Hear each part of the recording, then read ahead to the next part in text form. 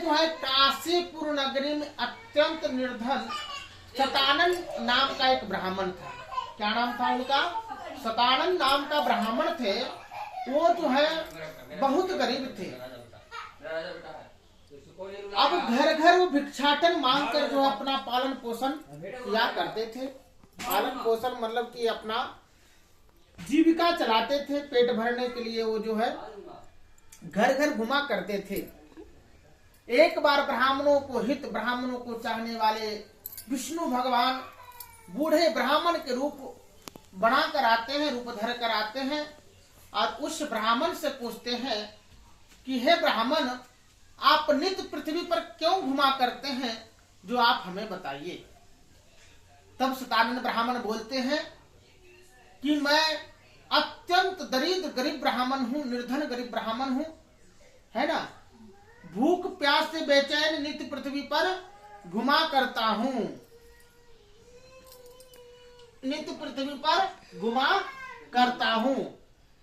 तब बोलते हैं भगवान विष्णु कि ठीक है, आप इतना जब गरीब ब्राह्मण हैं तो मैं आपको उपाय बताता हूं, आप वो उपाय करेंगे। तब वो सतानन ब्राह्मण बोलते हैं कि जरूर, अवश्य ही, अगर जो जिससे हमारा जो है दुख का नाश होगा, अवश्य हम उस व्रत को, उपवास को करेंगे। तब वो बोलते हैं कि सत्यनारायण व्रत कथा आप कीजिए, जिससे करने से आपका दुख दारिद्र्य का नाश होगा और धन की वृद्धि होगी और सुख शांति आपको मिलेगा। वो ब्राह्मण को बतलाकर वो बूढ़े ब्राह्मण के जो रूप धर कर आए थे वो अंतर ध्यान हो गए। अब अंतर ध्यान हो गए, वहां फिर जाते हैं ब्राह्मण अपने घर में। रात भर जो है नींद नहीं उनको आता है, क्योंकि वो संकल्प कर लिए थे कि हम सत्यनारायण भगवान का व्रत करेंगे। अब जो है उनके पास पैसा था नहीं। रात भर विचार आया कि कैसे करेंगे, हमने संकल्प तो कर लिया कि मैं सत्यनारायण भगवान का पूजा करूंगा, लेकिन हमारे पास तो कुछ है ही नहीं। और भगवान की भक्ति हो, बिना धन का धर्म होता नहीं है। आप सामग्री लाए, फल लाए, पंडित आया या जो भी, आप कोई भी दूध दही भी लाए, कम से कम भी लाएंगे तो उसमें धन लगता ही है। रात भर नींद नहीं आया, सुबह उठने के बाद जो है वो भिक्षाटन के लिए चलते हैं। कौन? वो ब्राह्मण जिनका नाम था शतानन। वो जाते हैं और भिक्षाटन मिलने पहले के अपेक्षा दुगना मिलता है।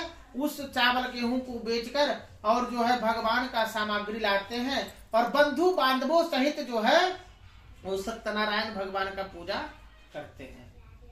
भगवान सत्यदेव जी की महिमा से उनका धीरे धीरे जो है दुख दारिद्र्य का नाश होता है और दिन धीरे धीरे उनका सही समय सुख आने लगता है। फिर वो हर एक महीना के महीना पूर्णिमा को सत्यनारायण भगवान का व्रत करने लगते हैं। अब एक बार क्या हुआ कि सत्यनारायण भगवान का व्रत कर रहे थे, उसी समय एक बूढ़ा लकड़हारा वहां से गुजर रहा था। अब बूढ़ा लकड़हारा जो है गुजर रहा था, वो देखा कि यहाँ पर पूजा पाठ हो रहा है, तो वह लकड़हारा पूरे जो है लकड़ी की गांठ रखकर उस ब्राह्मण के पास जाते हैं, वहां कथा सुनते हैं, प्रसाद लेते हैं। आते वक्त पूछते हैं कि हे ब्राह्मण देवता, ये जो आपके घर में हो रहा था ये क्या है, इससे करने से क्या फल मिलता है? वो ब्राह्मण बताता है कि मैं बहुत निर्धन अत्यंत गरीब ब्राह्मण था, दरिद्र ब्राह्मण था, हमारे पास कुछ नहीं था, ये भगवान की महिमा से हमारे यहाँ सब चीज हुआ है। तब वो लकड़हारा बोलते हैं कि क्या हम भी इस व्रत को करेंगे तो हमारा भी जो है गरीब दुख नाश होगा, है दुख नाश होगा। तब वो बोलते हैं ब्राह्मण देवता कि अगर जो भगवान परम पिता परमेश्वर का सच्चे भाव से प्रेम से पूजा करेंगे तो अवश्य ही आपका दुख का नाश होगा। वह लकड़हारा जाता है, जहां धनवान लोग रहते थे वहां जाकर लकड़ी बेचकर आते हैं और जो उससे सामग्री जो है पैसे मिलता है उससे सामग्री लाते हैं और बंधु बांधवों सहित जो है बुलाकर सत्यदेव जी की पूजा करते हैं। सत्यदेव जी की कृपा से वह लकड़हारा भी सुख समृद्धि से भरपूर हो जाता है। फिर इस लोक में सुख भोग पर मरने पर वैकुंठ धाम को जाता है। बोलिए वृंदावन बिहारी लाल की जय, बाल गोपाल कृष्ण भगवान की जय, सत्यनारायण भगवान की जय। बहुत सत्य वक्ता थे। सत्य वक्ता मतलब सत्य बोलने वाला जितेंद्रिय थे। वो नित्य पृथ्वी पर जो है बहुत जो है सत्यवक्ता थे। वो भद्रशिला नदी के तट पर सत्यदेव जी की पूजा अपने पति सती साध्वी पत्नी के साथ बैठकर भद्रशिला नदी के तट पर, तट मतलब होता है किनारा, किनारे पे भगवान सत्यदेव जी का व्रत कर रहे थे। उसी समय एक साधु वैश्य आते हैं और उन राजा से पूछते हैं कि हे राजन, आप ये क्या कर रहे थे। तब जो है उल्का मुख राजा बोलते हैं कि हम जो है संतान प्राप्ति के लिए, मणवांछित फल प्राप्ति के लिए हम सत्यदेव जी का व्रत कर रहे हैं। तब वो साधु बनिया बोलते हैं कि क्या हमारे भी संतान नहीं है, इस व्रत को करने से हमारे यहाँ संतान की उत्पत्ति होगी। तब जो है राजा बोलते हैं अवश्य ही होगी, अगर जो सच्चे भाव से परम पिता परमेश्वर सत्यदेव का पूजन करेंगे, संकल्प करेंगे, पूजन करेंगे, आराधना करेंगे, अवश्य आपके घर में संतान होंगी।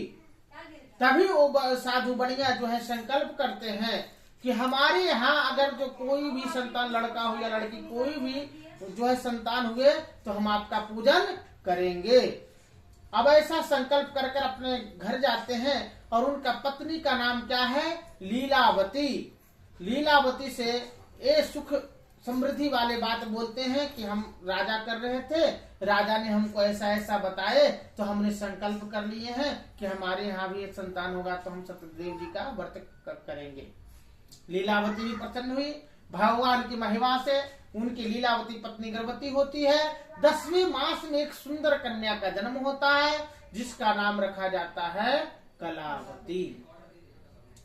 अब कलावती का जन्म होता है और तभी जो है लीलावती अपने पति से कहते हैं कि आपने बोले थे कि हमारे यहाँ संतान होगा तो हम सत्यनारायण भगवान का व्रत करेंगे, तो आप क्यों नहीं कर लेते हैं।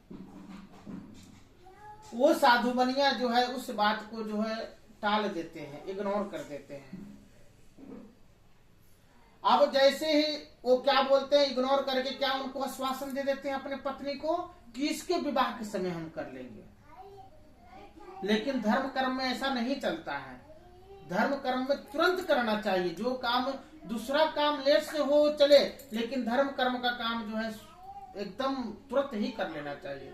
वो बात को टाल के उस जो है पूजा का समय आगे बढ़ा दिए और व्यापार करने के लिए चल दिए। व्यापार करने के लिए चल दिए। कुछ दिन के बाद जब उधर से लौटते हैं तो अपने पुत्री को देखते हैं कि सखियों के साथ खेलते हुए, सखियों के साथ खेलते हुए जब देखते हैं तो उनको लगता है कि हमारी पुत्री विवाह करने योग्य हो गई है। क्योंकि पहले के समय में बाल विवाह चलता था। 9 वर्ष, 11 वर्ष, 12 वर्ष, है ना, इस उम्र के में जो है विवाह हो जाता था। अब जो है बनिया को लगा कि हमारे पुत्री विवाह करने योग्य हो गई है। वह दूत को बुलाते हैं और कहते हैं कि ये जो है हमारी पुत्री के वास्ते कोई वानिक के पुत्र जो है लेके आओ। वानिक के पुत्र के मतलब बनिया का पुत्र, बेटा लेके आओ। दूत जाते हैं और जहाँ धनवान लोग रहते हैं वहां से एक वानिक के पुत्र को लेकर आते हैं।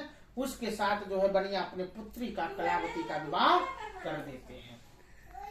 अब विवाह कर देते हैं और अभाग्यवश जो है उस समय विवाह करने के समय भी वो सत्यनारायण भगवान का व्रत करना भूल जाते हैं। भूल नहीं जाते हैं, नहीं करते हैं, समझिए, इग्नोर कर देते हैं, दिमाग से हटा देते हैं उस बात। उनकी पत्नी बारंबार बोलते रहती है क्योंकि धर्म कर्म जो है स्त्री ही करती है ज्यादा। पुरुष तो काम में बिजी रहता है।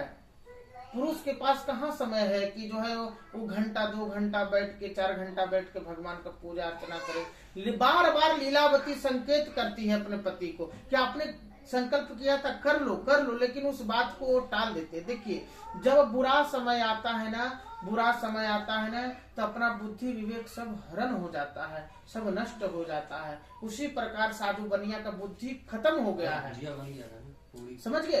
अब साधु बनिया का बुद्धि जब विवेक खत्म हो गया है, अब लीलावती बोल रही है, फिर भी उस बात को उसको समझ में नहीं आ रहा है कि हमको सत्यनारायण भगवान का व्रत कर ले।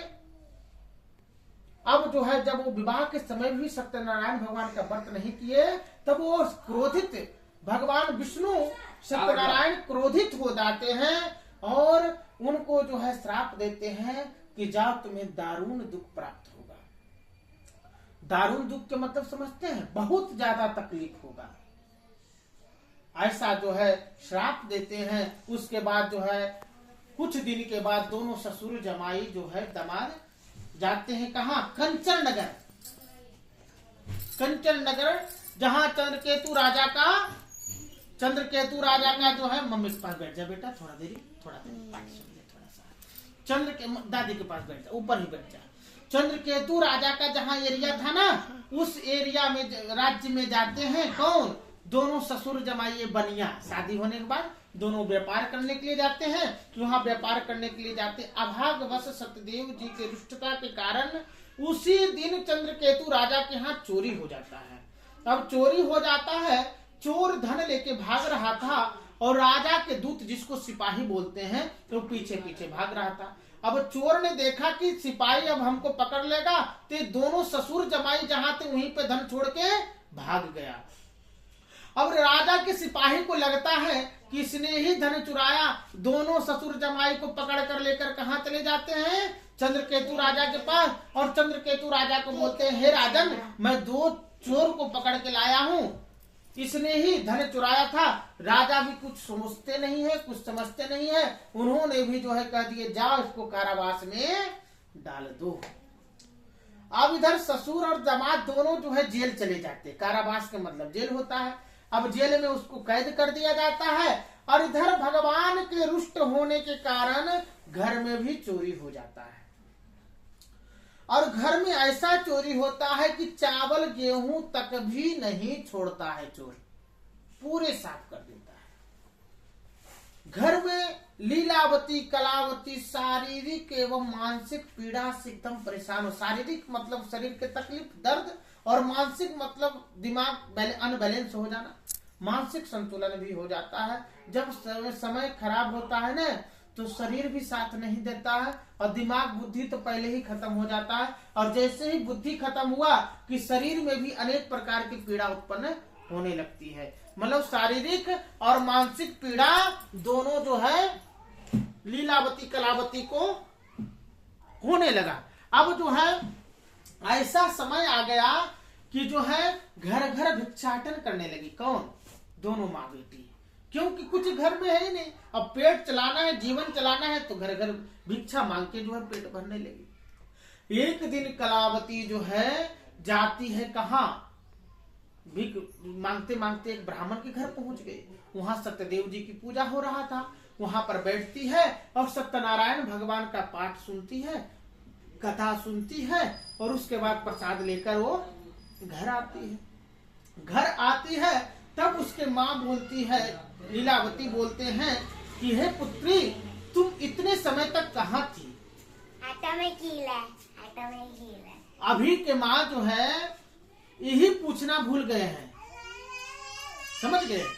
बहू हो, माँ का फर्ज है कि अगर जो देर रात घर को आते हैं तो उससे यह पूछना चाहिए कि हे पुत्री, तुम अभी तक कहाँ थी?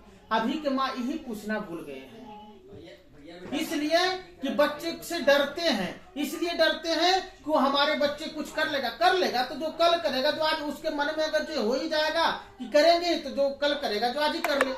लेकिन माँ का कर्तव्य है बच्चों से पूछना कि तुम अभी तक कहाँ थी, कहाँ गई थी, क्या करके आई। वो बहू रहे, बेटा रहे या बेटी रहे, सबसे पूछना चाहिए। अब ये माँ का डर से अभी के कलयुग का ऐसा प्रभाव है, माँ भी डरती है कि हमारा हमारे पुत्र कुछ कर ना ले, इस वजह से वो डर से बोलती नहीं है।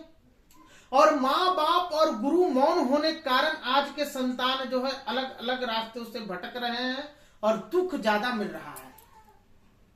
जिस समय माँ और पिता और गुरु और ब्राह्मण अपना मुंह को बंद कर ले, समझिए कि अब विनाश का समय नजदीक आ गया है। माँ बाप अगर जो मुंह चुप कर ले और हर एक चीज देखना चालू कर दे, तो समझ जाइए उस घर में सही गलत नहीं माँ बोल रही है, समझ जाइए कि उस घर का विनाश का समय आ गया है।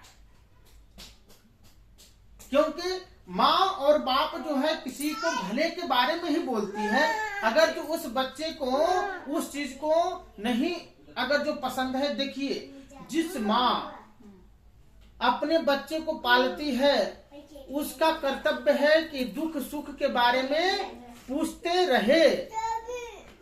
जिस बच्चे को माँ बाप के बात पसंद ना आए, जिस बच्चे को घर के बात पसंद ना आए, बाहर के बात पसंद आए, घर के लोग प्यारा ना हो, बाहर के लोग प्यारा हो, तो समझ जाइए कि उस घर में विनाश का समय आ ही गया है, अब लेट नहीं है। हमारा एक अनुभव तजुर्बा है, 15 साल से अनुभव पंडिताई का है, इसका अनुभव हम आपको बता रहे हैं, और शास्त्र उपनिषद जो हम पढ़े उसका अनुभव बता रहे हैं, और दुनिया में जी रहे हैं इसका अनुभव आपको हम शेयर कर रहे हैं कि जिसको भी बाहर के बात पसंद आता है, घर के बात पसंद नहीं आता है, माता पिता का बात पसंद नहीं आता है, एक बार उसका रिसर्च करना चाहिए कि हमारी बुद्धि तो खराब नहीं हो गई है जो कि हर एक बात हमको पसंद नहीं आ रहा।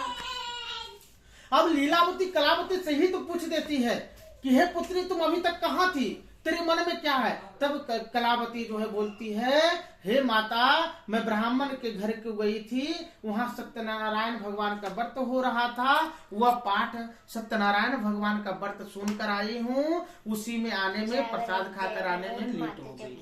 अब जैसे ही सत्यनारायण भगवान का नाम लेती है कलावती, लीलावती को फिर ख्याल आ जाता है कि हमारे यहाँ जो समस्या इतने दुख आ रहे हैं, कहीं सत्यदेव भगवान रुष्ट तो नहीं हो गए, समझ गए। तब वो संकल्प करते हैं कि जो है हे सत्यदेव भगवान, हे सत्यनारायण भगवान, हे विष्णु भगवान, हे विष्णु भगवान,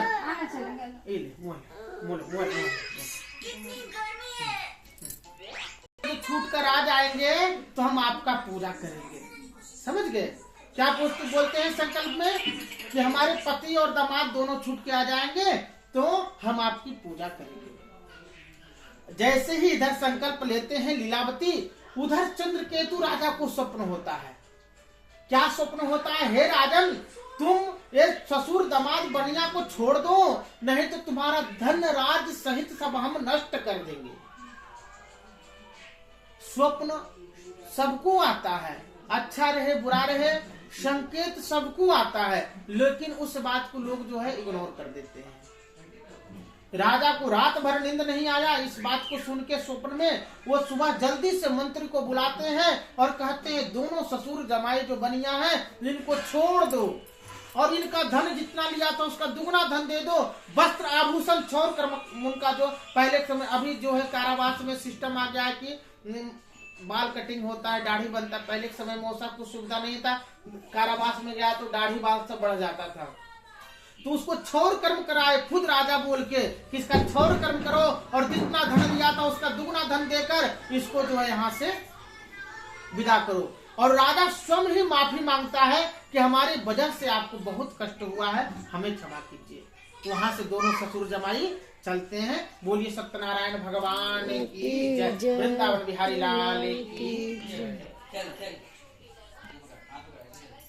फिर तीसरा अध्याय हो गया। अध्याय को जो है ना समाप्ति नहीं बोलना चाहिए। अच्छा, पंडित जी जो है बोलिए तृतीय अध्याय समाप्ति, वृंदावन समाप्ति नहीं बोलना चाहिए, ये निषेध है। शंख नहीं हो जाएगा, शंखा नहीं नहीं, देखो बेगम में तो देख लो, शंख में देखिए अब तीसरा अध्याय में सुनिए। तीसरा अध्याय में ये बताया गया है कि वहां से दोनों ससुर और जमाई मंगलाचरण करके वहां से चलते हैं। प्रभु चाहते हैं कि अब ये दोनों अब दोनों जो है ससुर जमाई जो है वहां से चलते हैं। अब भगवान जो सोचते हैं कि ये दोनों ससुर जमाई का घमंड टूटा है कि अभी घमंड है ही, ऐसा सोच कर वो दंडी के रूप धारण कर कर आते हैं। बताइए, दंडी के रूप धारण कर कर आते हैं और दंडी के रूप धारण कर कर आते हैं और उससे किससे पूछते हैं, वो ससुर जमाई से कि है बनिया आपके लिए गिफ्ट रखा हुआ है, साधु भाई आटे का डब्बा है ना, बस आटे का डब्बा उसमें गिफ्ट रखा हुआ, जल्दी जाइए, क्या आटे का डब्बे में गिफ्ट रखा हुआ, जल्दी जाइए ना, आप देखिए ना पहले। साधु वैश्य से दंडी के रूप भगवान आते हैं और उससे पूछते हैं कि हे साधु वैश्य आपके नाम में क्या है, आपके नाम में क्या है। कौन पूछते हैं, वो दंडी के जो रूप धारण कर जो आए थे ना, वो उनसे पूछ रहे हैं कि आपके नाम में क्या है। अब साधु बनिया वो बोलते हैं, उनको मन में ऐसा विचार आया कि अगर जो हम बोल दिए कि हमारे नाम में धन है, तो कहीं एक गरीब दंडी, दंडी मतलब दंडी क्या होता है, जो नाव को चलाता है उसको दंडी बोलते हैं। तो उसको उनके मन में ऐसा विचार आया कि कहीं हम बोल दिए कि हमारे नाम में धन है, तो कहीं वो हमारा धन मांगना ले, इसलिए उन्होंने बोल दिए कि हमारे नाम में लता पत्रादि है। अब तो दंडी का रूप धारण कर आते हैं, उन्होंने बोल दिया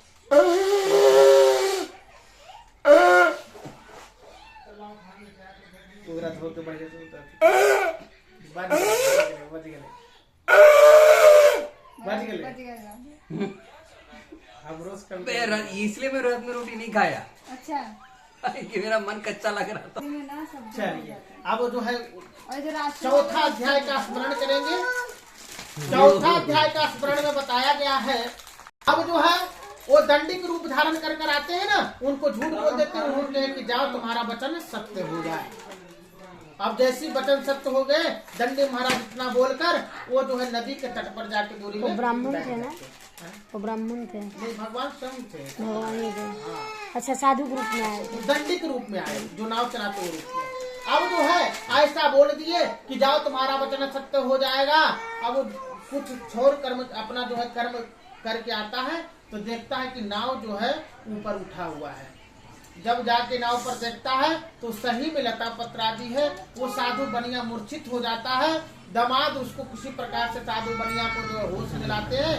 वो कहते हैं कि हम लोग बार बार सत्यदेव की महिमा से चले जाते हैं, हम लोग को उनके ही शरण में चलना चाहिए।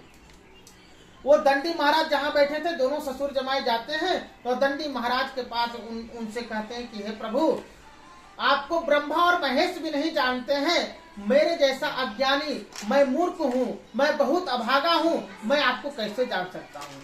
हे प्रभु, हमसे बहुत बड़ा गलती हुआ है, आप क्षमा कीजिए और हमारा जितना धन गया है फिर से वापस कर दीजिए। मैं आपका पूजा अर्चना करूंगा, आराधना करूंगा, ऐसा संकल्प करते हैं। भगवान की कृपा से वो फिर जैसे नाम में धन था वो साई हो जाता है। फिर जो है वहां से प्रसन्न रूप से वहां से दोनों ससुर जमाई चलते हैं और नगर के समीप जब पहुंचते हैं, तब जो अपने दूत को भेजते हैं कि जाओ हमारे घर में ऐसा सूचना दे दो कि दोनों ससुर जमाई हमारे नगर के समीप, अपने नगर के समीप पहुंच गए हैं।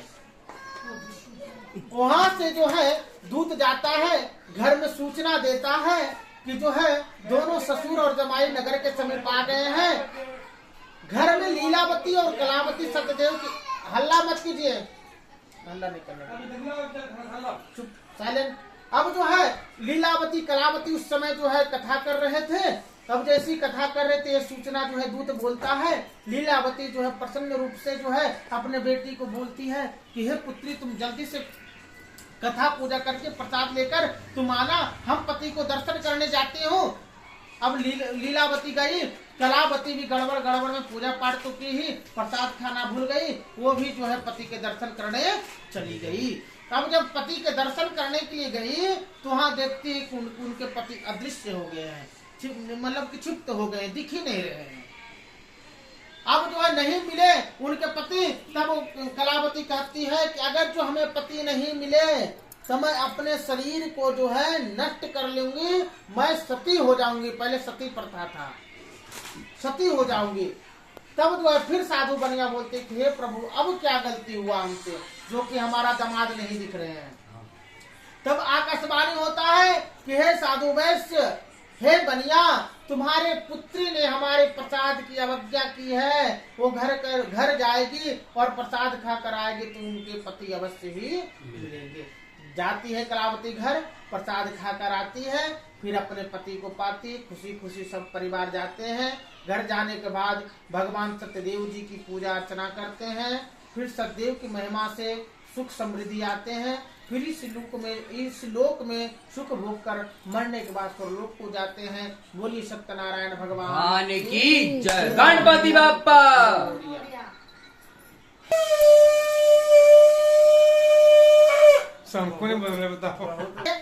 पंचम अध्याय में ऐसा बोला गया है कि प्रजा पालन में लिंग तुंग ध्वज नामक राजा थे। वो डेली बन जाते थे, शिकार करते थे। एक दिन बन गए तो वहां शिकार करने के लिए पशु पक्षी का शिकार करते थे। उस समय क्या हुआ कि उनको जंगल में ग्वाले लोग कथा पूजा कर रहे थे, कथा पूजा कर रहे थे।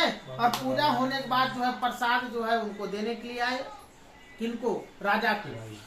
और राजा के मन में ऐसा लगा कि हम जो है इनके हाथ के खाएंगे, हम कहाँ राजा, ये ग्वाला लोग गैया वन में चराने वाले के हाथ से मैं प्रसाद खाऊंगा। वो प्रसाद को जो है नकार कर दिए। और वो प्रसाद जो है क्या किए, वो ग्वाला लोग क्या किए, बट वृक्ष के पास छोड़ दिए। अब राजा जब घर जाते हैं तो देखते हैं कि उनका धन राज से सब नष्ट होता है। अब जब नष्ट हो रहता है तो अब पुनः फिर आते हैं और भगवान के पास जो है प्रार्थना करते हैं और उस ग्वाला से प्रसाद लेते हैं और कहते हैं हमसे बहुत बड़ा गलती हो गया है, उसको क्षमा कीजिए और हमारा धन राज्य जैसा था वैसा ही कर दीजिए। वो राजा फिर गांव जाते हैं, फिर जैसा रहता वैसा ही हो जाता है, जैसा राज्य था जैसा धन था वैसा ही फिर से हो जाता है। और इस लोक में सुख भोग पर मरने पर वैकुंठ को जाते हैं। बोली सत्यनारायण भगवान की गणपति बप्पा। पंचमा अध्याय